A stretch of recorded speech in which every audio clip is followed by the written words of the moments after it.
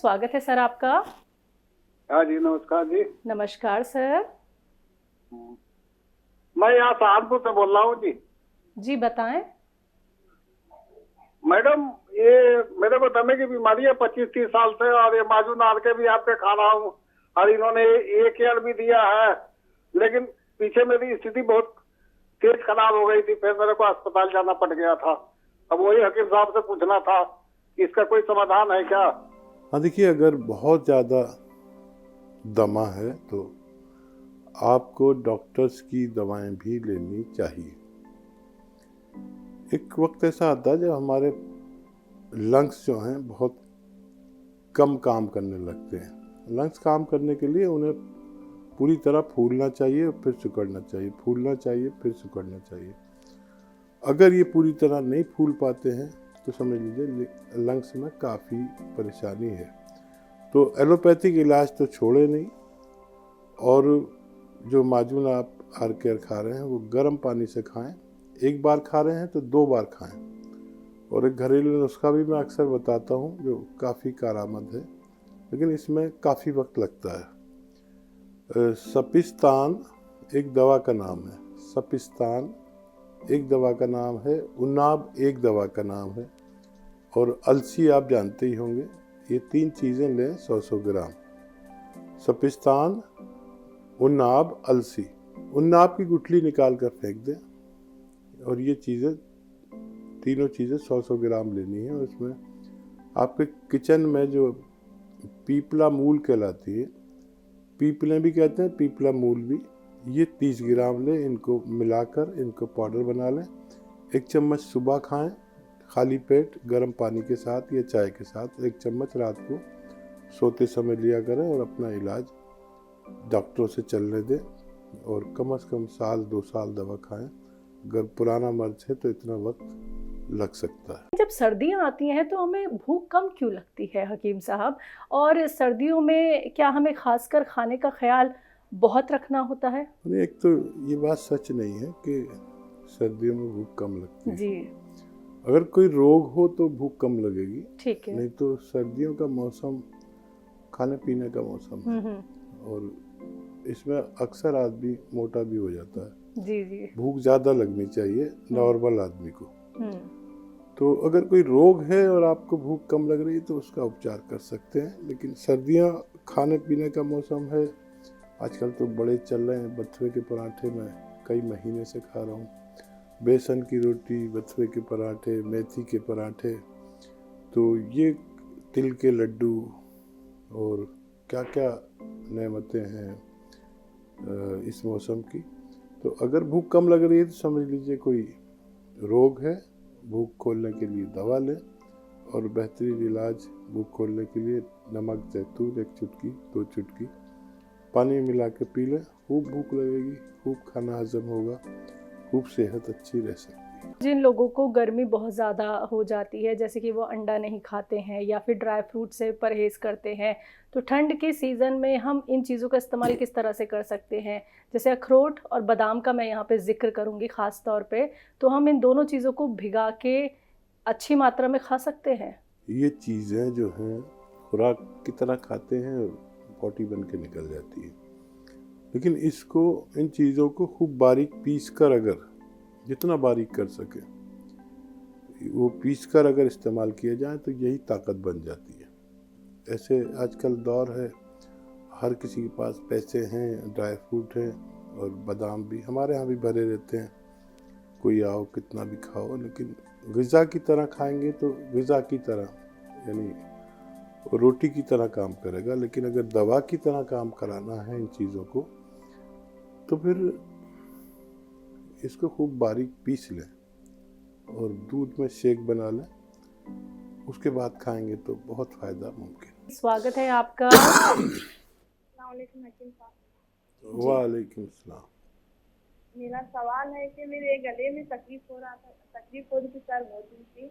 मैं धनिया का पाउडर का दाना पीसती और मैं स्कैनिंग नेट का स्कैनिंग कराई हूँ। वो थायराइड की जगह इंफेक्शन होके गांठ निकल गई है। वो गांठ निकल को तो 1 महीना ट्रीटमेंट करी, मैं थोड़ा कम है, फिर भी थोड़ा दर्द हो रहा है। मैं ये धनिया का पानी भी ले रही हूँ, धनिया का पानी, जैतून फिर गुड़ का सब कुछ ले रही हूँ। लेकिन वो थायराइड का खून चेक करे तो लेकिन उसमें थायराइड नहीं निकला सर। लेकिन थायराइड के जैसे इंफेक्शन है तो एलोपैथी के ये कराए हैं ट्रीटमेंट है, लेकिन भी हो क्या लेना है सर, थोड़ा बताइए पूरा सा कम होने के लिए। तो देखिए लंबा इलाज है और थायराइड की दवा भी न छोड़ें, और जब थायराइड का इलाज सही नहीं मिलता तो उसकी वहाँ पर गांठ अक्सर हो जाती है। तो नमक, जैतून 1-2 चुटकी और धनिया, आंवला और मेथी 100 ग्राम खरीद कर इनका पाउडर बनाएं। इस पाउडर को 1 चम्मच खाएं और नमक जैतून के पानी से खाएं।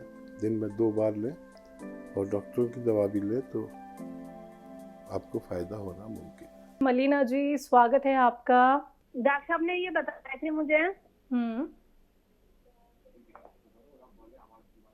ऐसा ना, वो जो गर्दन की एक्सरसाइज जो है तो उस एक्सरसाइज से मतलब हाथ की झंझनाहट वो कम हो जाती है, क्योंकि आपने एक पेशेंट बताया जो गर्दन के लिए जो दर्द है वो सर्वाइकल कहते हैं, मगर वो उसकी जो एक्सरसाइज है गर्दन की तो उससे झंझनाहट भी खत्म हो जाती है।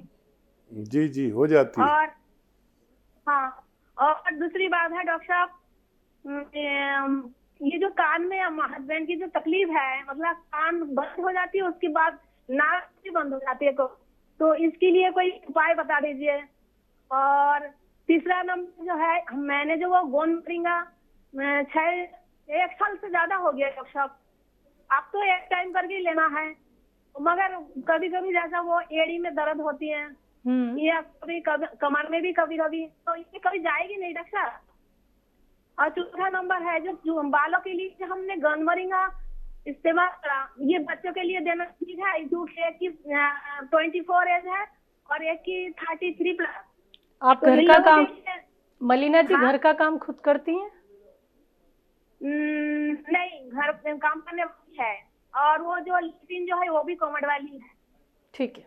आप दर्द के लिए गोंद मोरिंगा की बात कर रही हैं, लेकिन मैं जानता हूं कि आपके पास गोंद सियाही होगा, तो वो एक टाइम ले रहे हैं, आप उसे लेते रहिए। पंजों के बल ना बैठा करें, उकड़ू ना बैठा करें।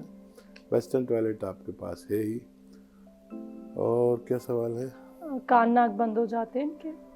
हाँ, वो एक्सरसाइज आपने कहा था, वो उससे भी, एक एक्सरसाइज से भी कान में बड़ा फर्क पड़ता है। एक्सरसाइज अपने हस्बैंड को भी कराइए, और ऐसी दवाएं जो नज़ला ना होने दें, खांसी बलगम ना होने दें और नज़ले को खुश्क कर दे, ऐसी दवाएं आपको लेनी है आपके हस्बैंड को, तो फिर ये धीरे धीरे ठीक होगा। एलोपैथ आप ले ही रहे होंगे। यूनानी में आप सपिस्तान उन्ना बलसी का नुस्खा जो 100 ग्राम खरीदते हैं, सपिस्तान उन्ना बलसी 100 ग्राम खरीदें, उन्ना की गुठली निकाल कर फेंक दें, 30 ग्राम इसमें पीपले मिलाएं, पाउडर बनाएं और 1 चम्मच सुबह 1 चम्मच शाम दें। इससे उनके नज़ले के असरात ख़त्म होंगे, तब उनको फ़ायदा होना मुमकिन है। जी, बालों के लिए गोंद मोरिंगा? बालों के लिए तो गोंद मोरिंगा आपने कहा है लेती ही है, और बच्चियों को भी आप 1 ग्राम रोज़ाना दे सकते हैं। आशा जी, स्वागत है आपका। नमस्ते सर। नमस्ते मैम। नमस्कार। जय हिंद, स्वागत आपका आशा जी। सर, जो मैंने मल्टीविटामिन के इंजेक्शन लगवाए हैं, तो वो कैल्शियम की टैबलेट भी खाना है या नहीं? ठीक है। और सर मेरे ये जो कंधे हैं ना, तो दोनों साइड जो गड्ढे रहते हैं ना, होल टाइप, तो मेरे राइट साइड का जो बहुत अंदर, मतलब ऐसे अंदर गड्ढा होते जा रहा, तो उसके लिए कोई दवाई बता दीजिए। और सर मेरा तीसरा सवाल है, मेरे हस्बैंड को एक्जिमा है, पर वो एक्जिमा की जगह पे 2-3 महीने में सर वो फोड़ा हो जाता है और पक जाता है, फिर डॉक्टर की दवाई लेने के बाद अच्छा हो जाता है। आयरन के इंजेक्शन ले रहे हैं, और कैल्शियम की टेबलेट आप 1 हफ्ते में 1 ज़रूर खाया करें, आपको फ़ायदा रहेगा। एक्जिमा हस्बैंड को? हाँ, एक्जिमा के लिए गोंद चिलगोज़ा 1 चुटकी रोज़ाना उन्हें खिलाया करें। मुझे उम्मीद है आपके हस्बैंड को भी फ़ायदा होना मुमकिन है। जी, इन्होंने गड्ढों का जिक्र किया है पैरों में। हाँ, देखिए गोंद वो अगर आप इस्तेमाल कर रहे हैं कौनसिया, तो वो आप एक बार कर रहे हैं तो 2 बार करना शुरू कर दें। पानी से कर रहे हैं तो दूध से शुरू कर दें, आपकी ये परेशानी भी अच्छी होना मुमकिन है। बिल्कुल।